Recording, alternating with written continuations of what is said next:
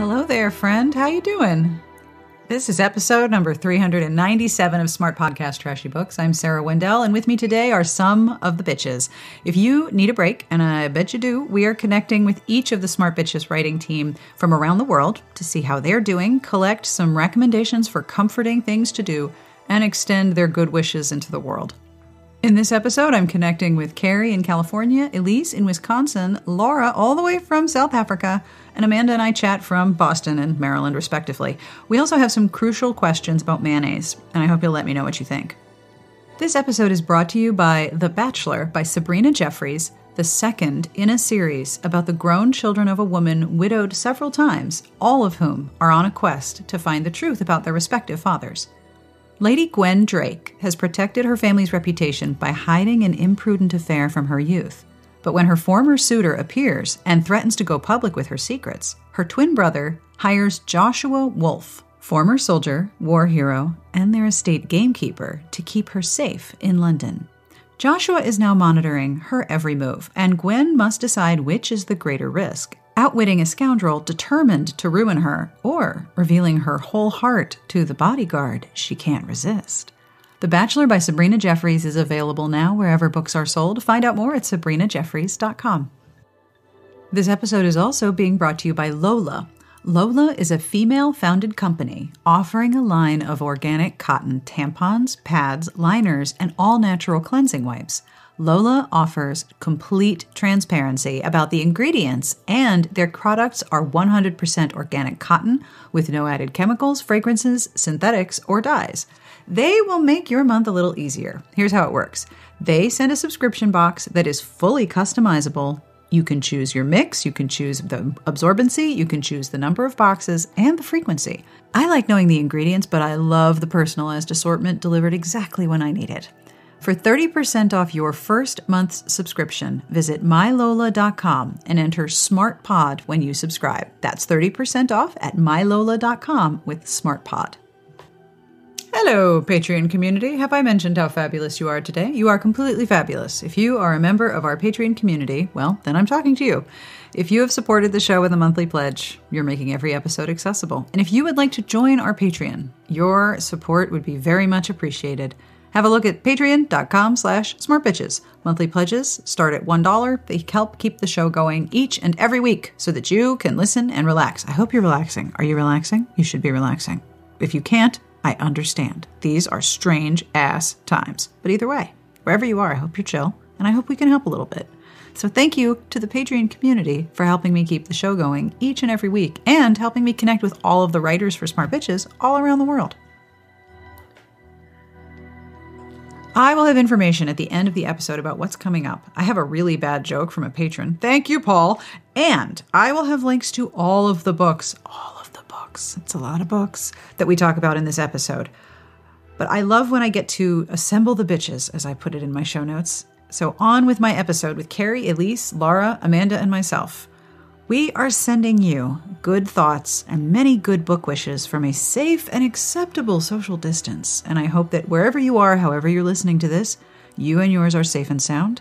And I hope we can take a little bit of time to make you feel better, or at least laugh a little bit. Especially because Amanda reveals a deep and undying love for something I had no idea about, and I hope you find it as funny as I did. On with the podcast.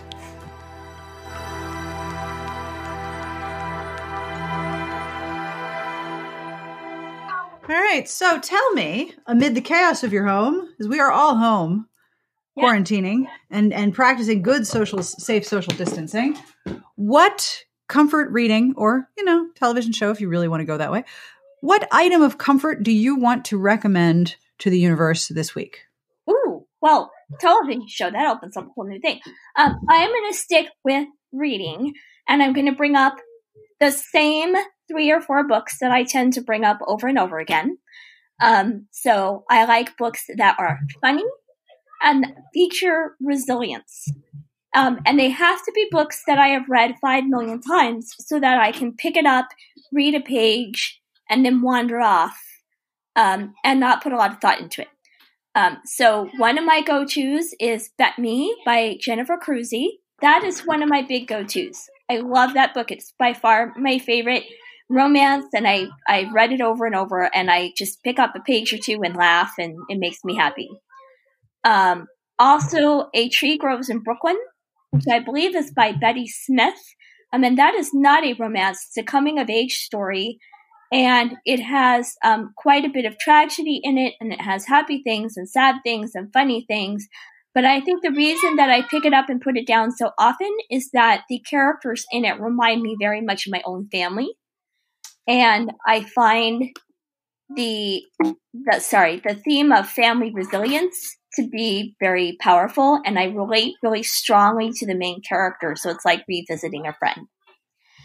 And then, of course, my third is Jane Eyre by Charlotte. Oh, I'm shocked to my core, absolutely floored in every way. And I have always loved Jane Eyre, but the last 2 years have been quite challenging for me for a lot of reasons, and I have clung to Jane Eyre as I have never before in my life.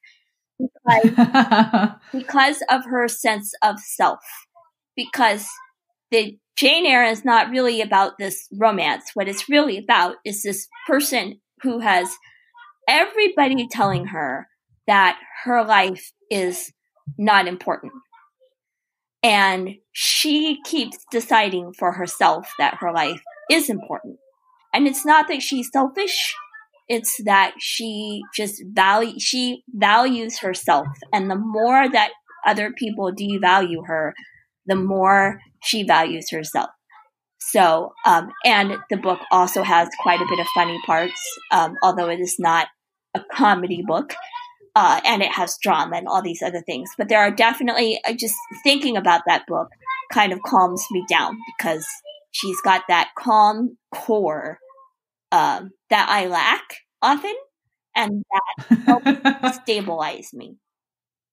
So I would say Bethany for laughs, Tree Grows in Brooklyn for my friend Francine and her aunties, who are so much like my aunties, very much about community of women, and Jane Eyre for that sense of self despite external and internal challenges. That's a solid list. That'll get you through at least a couple days of having everyone in the house all together. Absolutely. Do you have any wishes for the universe as we head into another day of social distancing? Oh my gosh. Well, before I do that, I will say another, just a general comfort read is children's books. So in that vein, The Hobbit by J.R.R. Tolkien. Obviously, all of The Lord of the Rings is a great book to read in times of trouble, because it's about rising to challenges that seem impossible. But The Hobbit, which is the first one and the one written for younger children, just something about the familiarity of it just is very soothing to me. So wishes for the universe. I hope that we are all kind to each other. And I think we all need to have the mantra, it's not just about me. And I think those of us like myself who are in an enormous amount of privilege need to be mindful of those who are not, and try to keep things in perspective and try to be as helpful and responsible towards our community as we can be.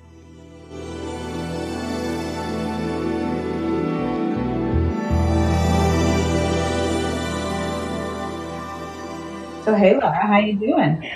Really good. I'm embracing the world of self-isolation. My fiance and I have seen it as a way for us to get out in nature more. So we're doing social isolation, but nature exploration.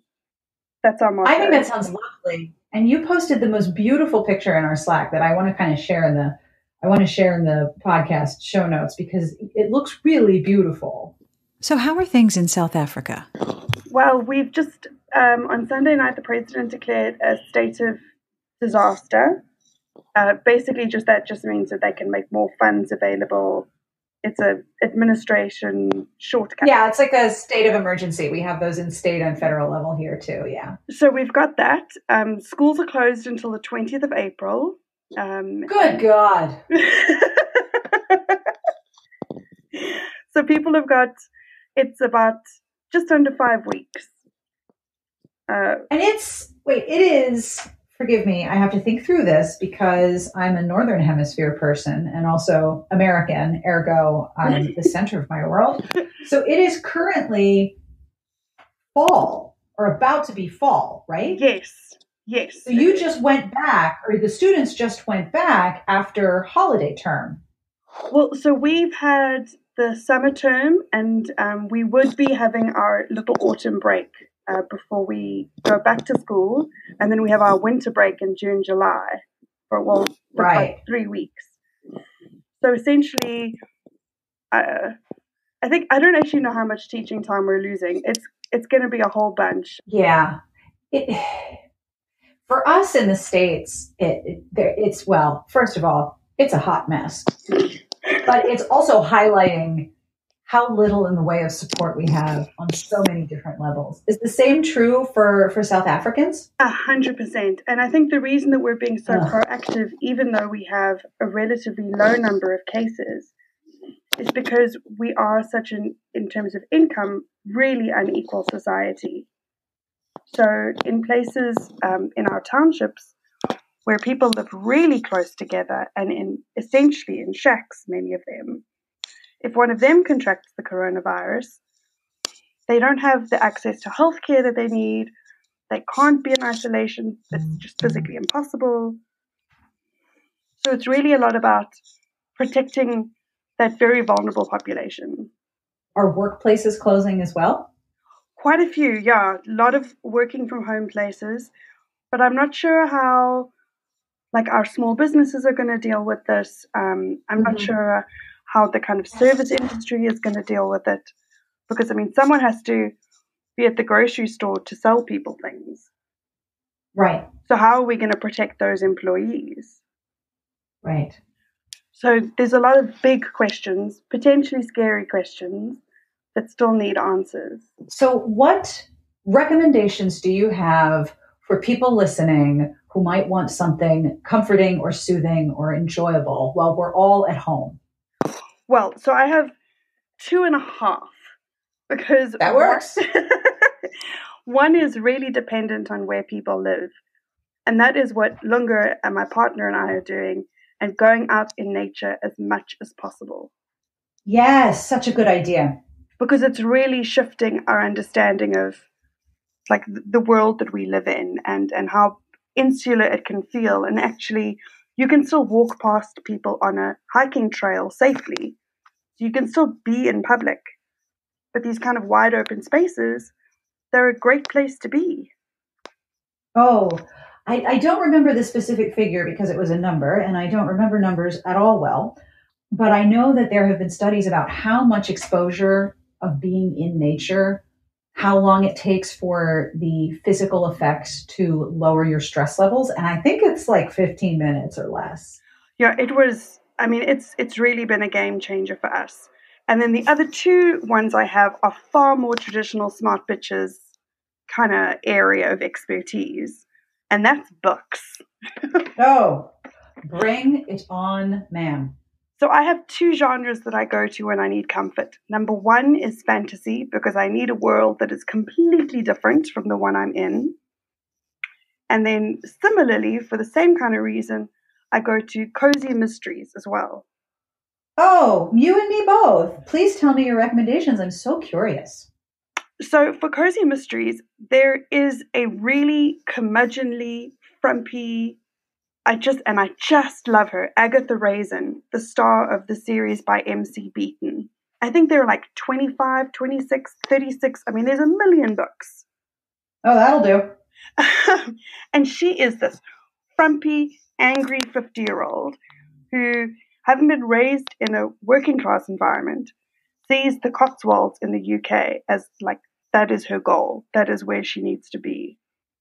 So she sells up her PR firm in London and moves there, only to find that, to her misanthrope, people are a disappointment everywhere. So she has a really mixed reception from the village that she moves to. From some love her, some loathe her, some fear her, some respect her. There's a little bit of a love interest mixed in as well. And it's a really special series because at no point does it ever become twee or kind of cutesy. But it still is this really comforting small world. Oh, I love that. You know, it's a TV series too. And I refuse to watch it because they've cast someone who is so thin and gorgeous. And, and in the books, like, she is a big old frump. And unashamedly so. So that casting has really pushed you off. Yeah, so she's like got this chic blonde bob in the promo, like the trailers and stuff. And I'm like, there's no way. I'm not going near that. Where is my grey? Where is my cardigan? Where is my frump? I don't see it. I'm not interested. So the other rec is a trilogy, the All Souls trilogy by Deborah Harkness. Also a TV series, less disappointing as a TV series than the Agatha Raven series. But I love the relationship between Diana Bishop, witch, and Matthew Claremont, vampire. I was raised on Twilight. I'm a sucker for it. And any time that the genre gets kind of a fresh energy to it, especially if you chuck in a witch, I am committed 100%. I love the mystery elements. They're really strong. Like, the plotting is super tight, at least as far as I can tell. And also, I have no memory for plots. So I completely forget how it all gets resolved. So I can reread endless times and be delighted. It keeps hitting that good book space in my brain and in my heart. And it just sort of like pushes that button for me every time I read any of the 3 books. Do you have any wishes for those who will be listening to you all the way from South Africa or South Africa? Am I saying that right? It's so close. It's so close. First of all, I wish everybody health and wellness and love and kindness, both for themselves and for the people around them. I hope that we're able to respect and care for each other the way we have the potential to do. So I hope that this helps us see the best in each other and in ourselves, rather than anything negative or hurtful.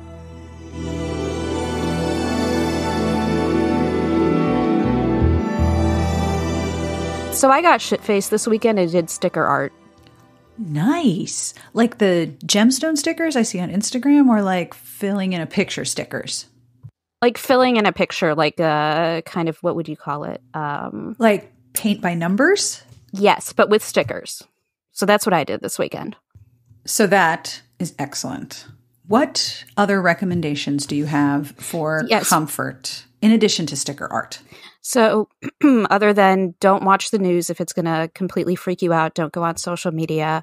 I think one of the things that I've had to remind myself of is that we are in a environment where the information that you get, you have to be very suspicious of. Just a bit, right? So I don't know if this is going to make anyone feel better, and I'll share it because I hope it does. So working in transportation and logistics, if you are living in the United States, most of your staple goods, so your paper towel, your toilet paper, canned soups, boxed, like Kraft mac and cheese type of stuff, pet food, all of that is manufactured domestically. And like, we're not going to run out of Campbell's soup. We're not going to run out of toilet paper. We can make that stuff really, really quickly. So I understand the panic buying mentality, but it's not going anywhere. I promise you, there will never be an asswipe shortage in this country. Yes, except that they're all on Twitter and I've met them. Right. No, it's not going to happen. I organized my bookshelf today, which was actually extremely therapeutic. We got a new bookshelf, put it together over the weekend. I put all my books on there. I organized it by color. Like, that put me in my happy place. That is so interesting. I've been doing something similar. I've been cleaning out closets and cleaning out drawers because I know that making decisions makes me feel like I'm in control, or at least more in control. And I can decide, what do I need, what do I not need, and then arrange donations. We had to clean out our pantry, and it was like a Bad News Bears situation. Oh, no. Like, I'm like, when was the last time we bought salad dressing? Oh, 2015, apparently. Jesus Christ. In the back of the pantry is like a no man's land where things go back there and they never come out. Like, you find them years later. It's the same, like, no matter how frequently you clean out your freezer, you will inevitably find, like, bagged frozen vegetables from 10 years ago. Yes. They just live there permanently. Adam and I are reasonably certain, actually, that a manicotti, a frozen manicotti that we bought when we moved in together in 1997 and has since moved with us to 5 different locations, is what's actually holding our relationship together. And that if the manicotti is ever thrown away, we are in very, very big trouble. Years ago, we bought a car from my husband's aunt, who was retired and didn't really want to drive anymore. And we opened the glove box and there's this plastic Jesus in there. We were like, what do we do with it? Because you can't throw out plastic Jesus. Like, no, you cannot. I don't know the correct disposal for that. So plastic Jesus has moved through pretty much every car we've owned. He's still in the glove box. Like, we don't know. We're stuck with him forever now, is what I'm getting at. So other than keeping Jesus in your glove box, which are not words I ever thought I'd say in a row, what else are you doing or reading to take care of yourself right now?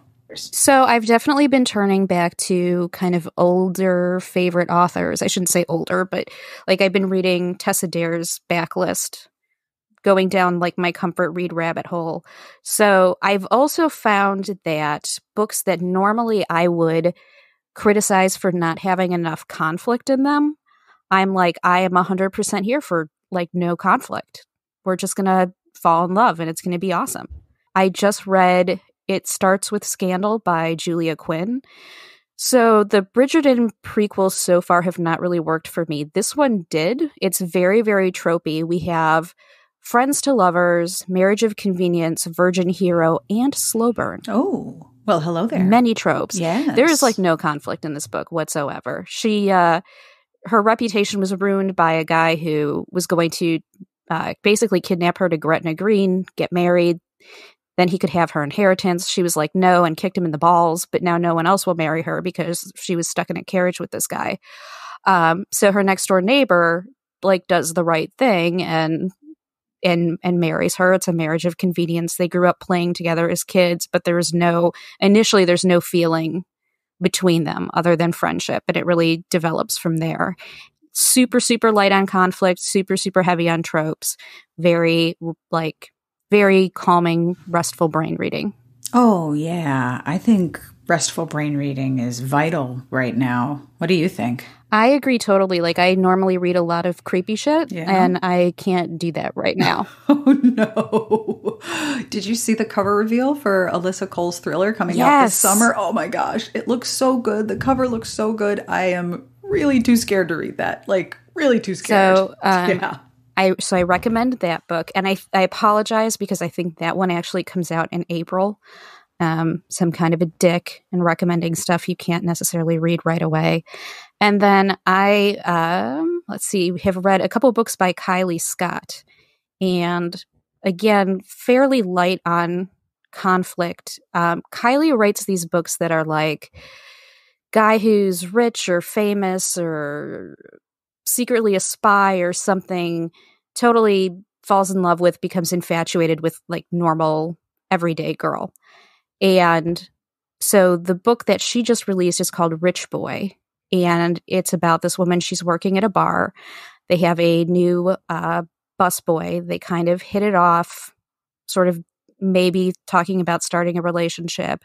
And then she finds out that he's secretly like a bajillionaire who got pissed off at his dad and just walked out on the family and has been making a living as a barback, basically. And his father has passed away, and so he's been asked to come back and deal with his family that he hates. And while he's there, kind of figure out what he's going to do with his inheritance, because he thinks his family are pretty awful people, and he doesn't want to be like them. But he brings her with him, and she kind of becomes immersed in his life. And there's this element, I think, to when you have a really wealthy hero that normally I'm very kind of leery of. But right now I'm like, oh, that's just one less thing to worry about. Like, yes, I would be fine with that. Yeah, sure. Why not? If any right? billionaires want to marry me, Yeah, right. Yeah. Sure. I would describe this book as Knives Out without a murder if Chris Evans' character wasn't a douchebag. Oh, well, hello there. Really? Those are my 2 recommendations for right now. And right now I have a kitten sitting next to me and I'm petting his nose, and that is also very reassuring. Aw, hi, kitty. So what wishes do you have to send out into the universe as I edit these together? I'm really concerned about, I think, the small businesses in my area. So even if you're not going out, if you can get carry out or delivery, or if there's like a small retailer you usually go to and you can buy a gift certificate to kind of help float them through this, just to support our communities. Now would be if you had wanted to learn how to knit or crochet. I know my local yarn store, if you buy from them online, she will deliver it to your house and leave it on your porch. Oh, that is so cool. And there are lots of, if you don't have a yarn store by you, you can get kits on Amazon, or I know there are lots of tutorials on YouTube. So if it's something you've wanted to learn how to do or to pick back up, like that's a good anxiety buster too. And if you're stuck inside, but you're an extrovert, unlike me, a lot of places will do virtual knit nights and you just Skype in. And so you can still visit and see what other people are working on, but you don't have to leave your house.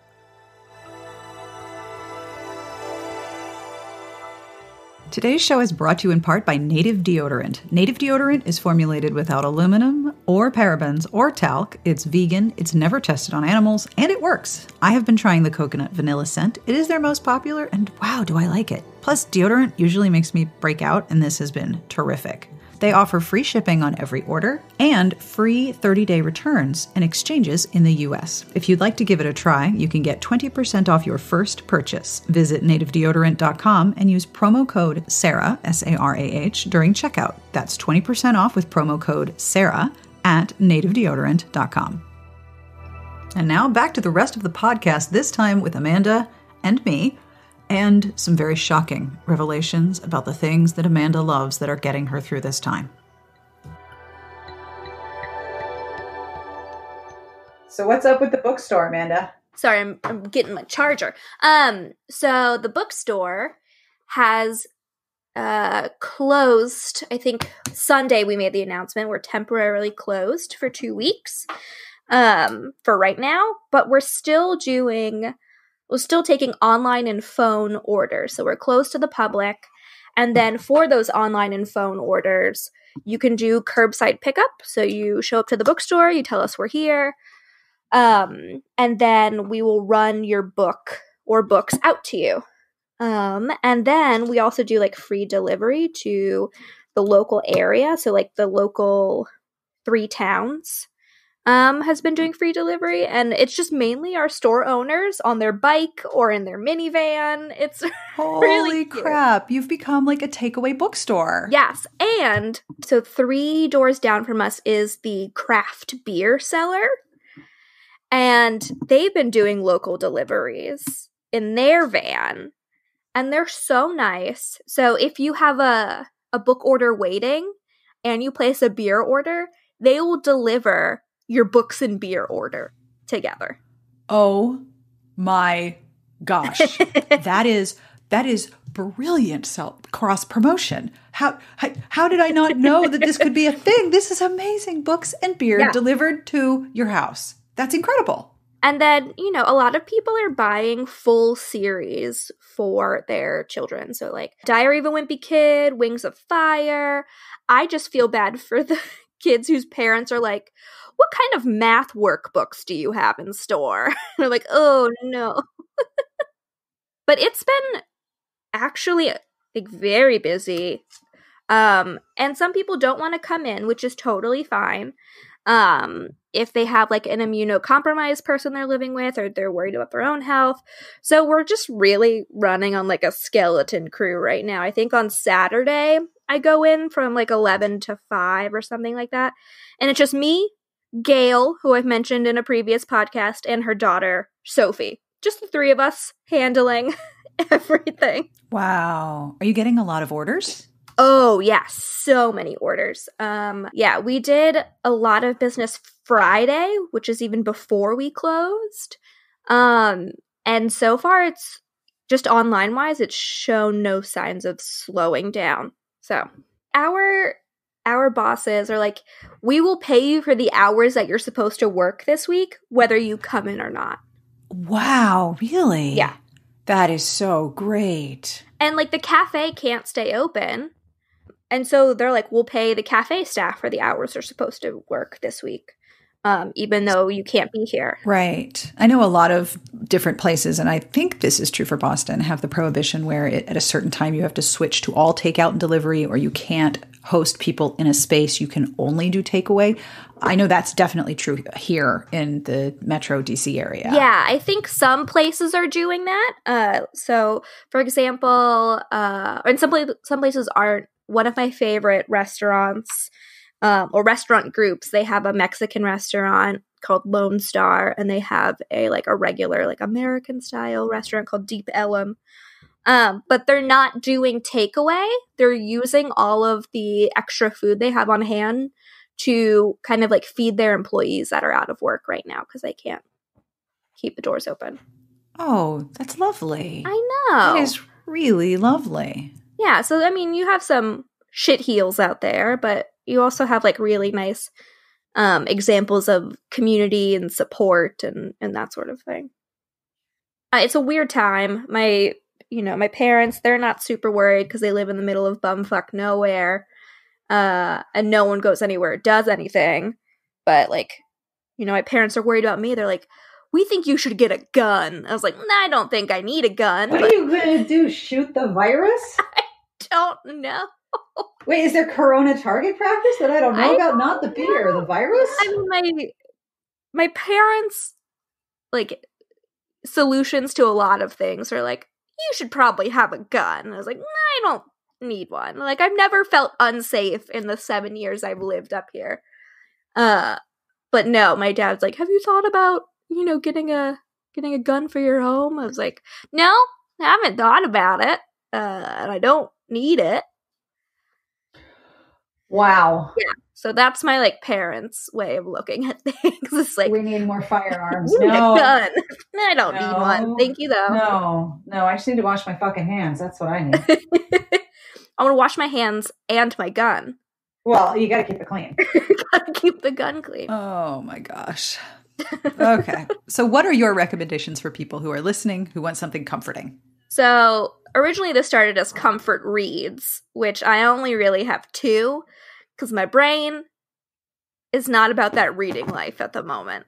Oh, no, it's hard. It's so hard. And I have a theory about that. Okay.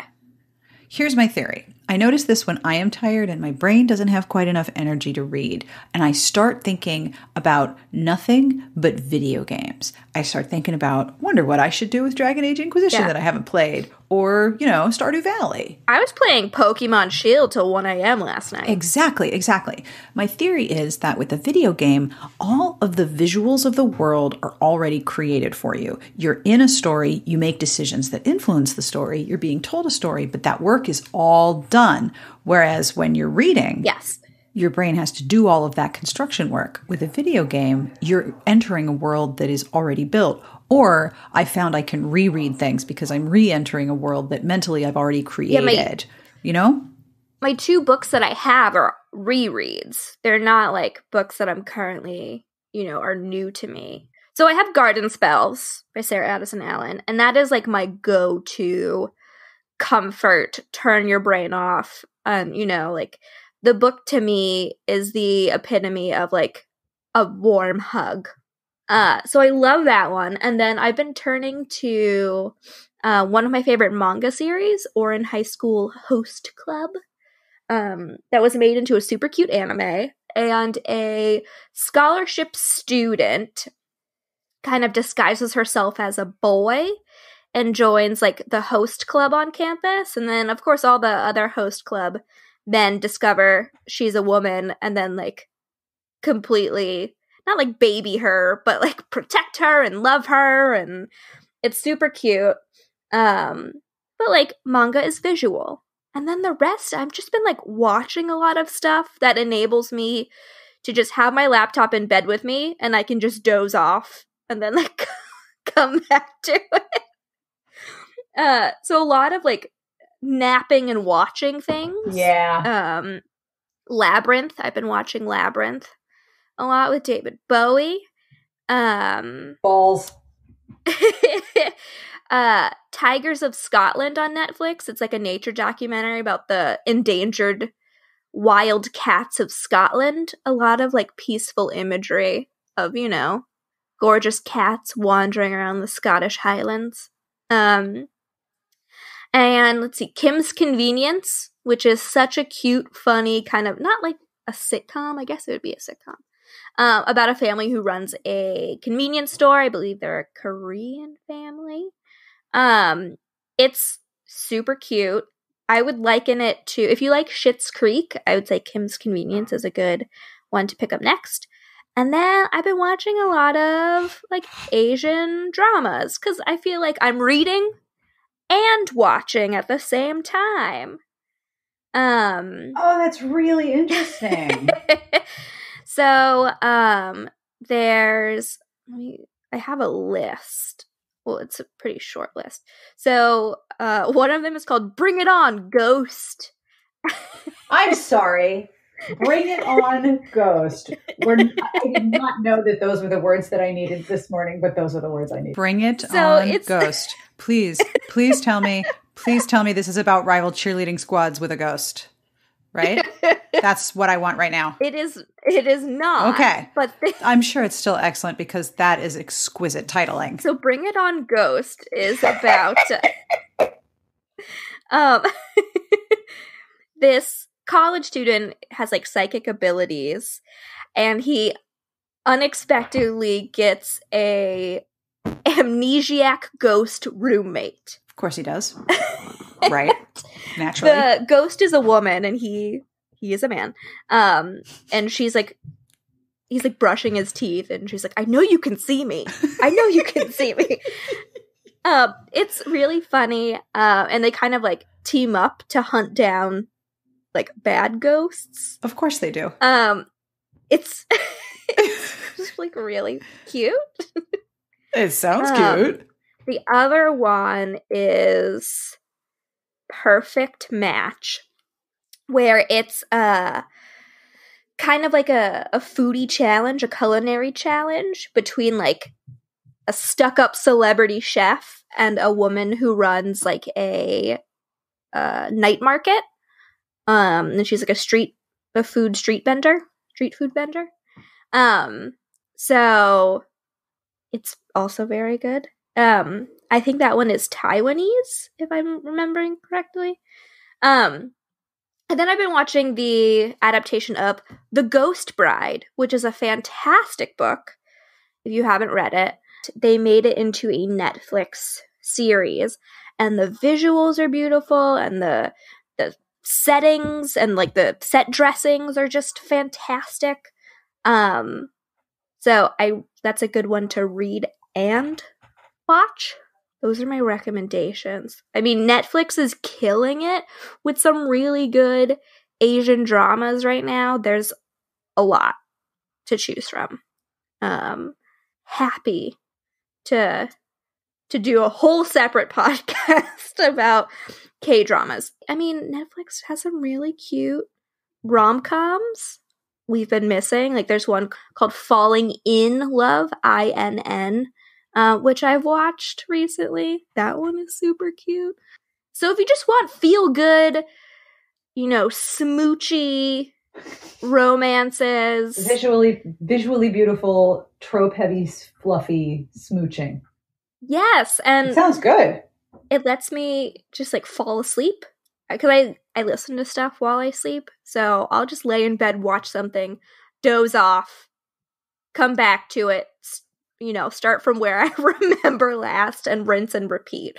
Wow. I've just been spending a lot of time in bed.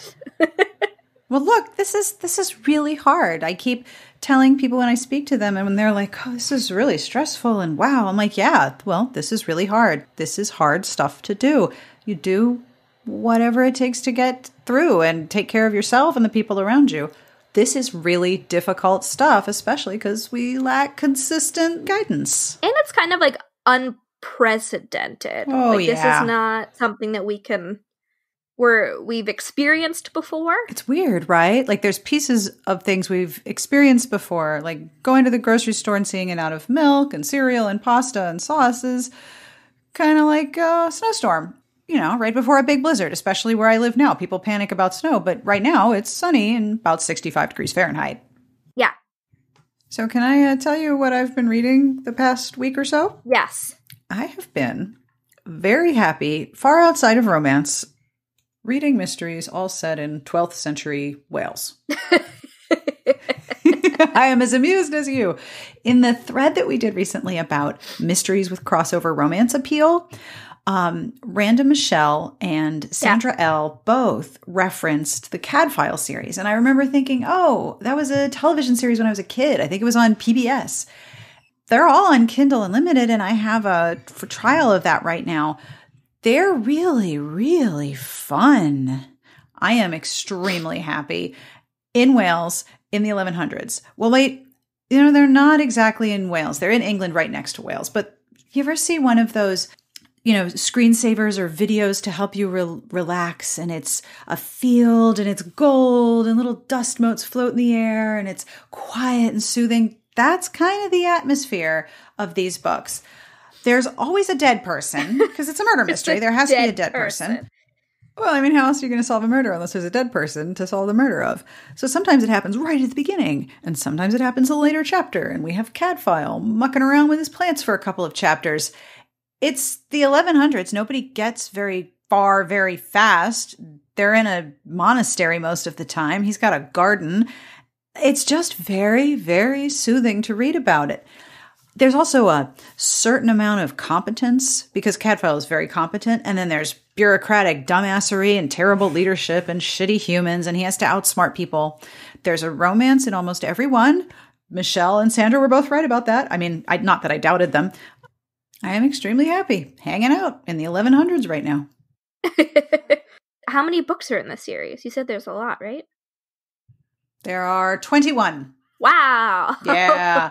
And I've read 3. And I'm not really a series reader. I'm kind of curious when I'm going to be like, all right, that's good. I've had enough. I finish one and I just go right into the next one. Sometimes they start a little slow and sometimes I get a little bored. And then by maybe chapter 3, I am in. I am totally in. And the minute I finish one, I want to go hang out. It's almost like rereading because I'm revisiting the same world over and over.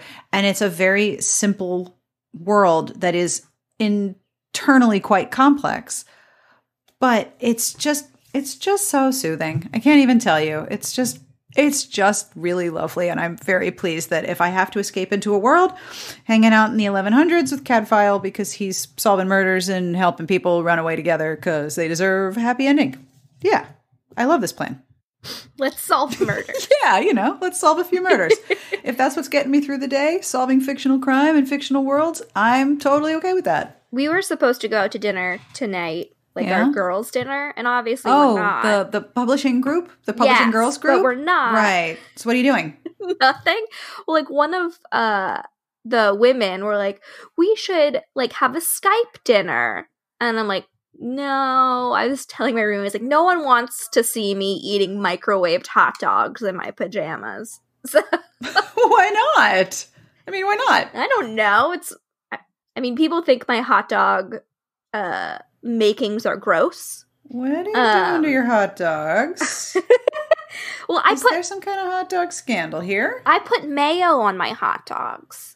That would explain it. Yeah, and I have yet to meet a person up here who enjoys mayonnaise as much as I enjoy mayonnaise. So you're a stan for mayonnaise. I'm just learning so much about you. I am a mayo stan. Stephanie hates it. Eric hates it. No one enjoys mayo, and I put mayo on my hot dogs. So I am texting Adam this right now just to see what his reaction is. But when you're making a grilled cheese, instead of buttering the slices of bread, use mayo because the extra fat in the mayo will get the bread nice and crispy. So that's a little hack. Oh. You add mayo to a chocolate cake to make it more moist. Mayo is the unappreciated kitchen hack, in my opinion. Oh no. Adam says, I need to fire you. Possibly out of a cannon. This is going to be disgusting, but I will... Well, don't let that stop you. I won't. I will put mayo on like a sandwich, like a turkey and cheese sandwich, and put it on the bread, and then I will lick the knife. Oh no. As if it's fucking like peanut butter or like Nutella. Oh gosh.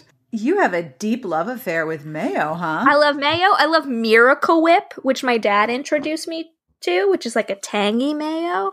I love mayonnaise. I feel like any sandwich can be improved with mayonnaise. When I get like an Italian sub and I ask them to put mayo on it, I feel like they're going to tell me to get out. Oh no. No one wants to see me eat my microwaved hot dogs just laden with mayo. I've been putting mayo, bread and butter pickles, and onions on a hot dog. Those have been and I don't have any hot dog buns, so I've just been using a slice of white bread. Like, that's what we're working with here. It's not for everyone. Yeah. Wow. So do you like sour candy? I love sour candy. So you like sour, tangy things? I do. Like pickles and... Yeah. I love salt and vinegar. Right. When I was younger, I would eat a bowl of bread and butter pickles, and then I would drink the pickle juice. I can just picture people listening to this and just screaming aloud. I'm so sorry to everyone who's getting like the full body cringe right now. So, in terms of your wishes for the greater universe, do you wish for everyone to just have more mayonnaise, pretty much? More mayonnaise. When in doubt, more mayonnaise. I love mayo. I can't think of anything that I don't enjoy mayo with. Chocolate chip cookies? I haven't tried it, so I can't speak to that. Okay, sure. I love that you're open to the possibility here. If times get desperate, why not? And it's so weird that, like, I have food in my house, but, like, I feel like I'm already reached, like, quarantine scavenging eating. Oh, no. With, like, the microwave hot dogs. I put chocolate frosting on, like, toast yesterday. I was eating peanut butter out of the jar. Like, well, that's just normal. That's just normal everyday behavior. That's normal. I have stuff I could make, but I just, for some reason, I've turned into like a rabid animal in my own home. So what wishes do you have for people in addition to mayo? Oh, boy. Stay safe. Try to not beat yourself up about, I'm not getting anything done, I'm not reading, I'm not being productive. I feel like that's the biggest complaint I see, especially on social media, is like, I thought I would be able to use this time to be productive. No, you're using this time to handle the incredible emotional and mental load of a global pandemic. It's a lot, right? Yes, there's so much stuff going on in the background that we're all processing emotionally and psychologically, that you're probably doing that kind of work without even thinking about it. Oh, yeah. It's really good advice not to be so hard on yourself. Yeah, don't be so hard on yourself. Take as much time for yourself that you need, especially, I don't have children. I just have a noisy cat.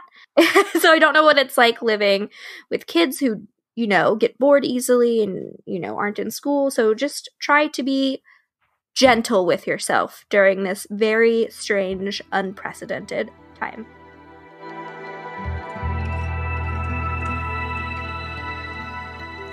And that brings us to the end of this episode, but I am connecting with the rest of the Smart Bitches team throughout the week, and I will have more episodes from different parts of the world, collecting what should be an excellent assortment of comforting recommendations. What about you? What would you like to recommend? I would love to hear from you. You can email me at sbjpodcast@gmail.com. You can find all of us at Smart Bitches. You can comment on the entry for this podcast, but we would love to know how you're doing and what's getting you through. Is it mayonnaise? If it's mayonnaise, then, you know who to talk to, right? I will have links to all of the books that we mentioned, as well as some of the fun things that we talked about, like sticker art. And I will link to the cover reveal, because if you missed it, it was really something. Coming up on Smart Bitches this week, also, not only are we going to have more episodes featuring the Smart Bitches team, but we are going to have reviews of new books that you are definitely going to want to read. Plus, help a bitch out, books on sale, and more. Come hang out with us. If you're bored, we would love to hang out with you. As usual, I close with a terrible joke. This joke is from one of our patrons. This is from Paul.